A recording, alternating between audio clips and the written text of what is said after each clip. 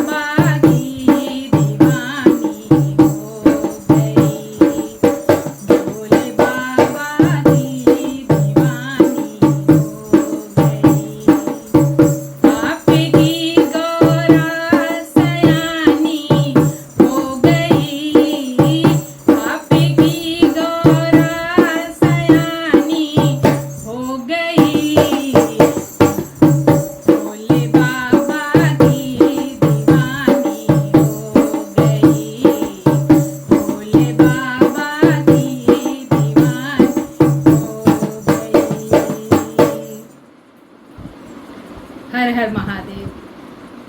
आप सबको मेरा ये भजन कैसा लगा कमेंट करके मुझे ज़रूर बताइएगा। और अगर मेरे चैनल पर नए हैं तो मेरे चैनल को सब्सक्राइब करें, वीडियो को लाइक और हाइप करना बिल्कुल भी ना भूलिएगा। फिर मिलते हैं किसी नए भजन के साथ, तब तक के लिए श्री शिवाय नमस्तुभ्यम।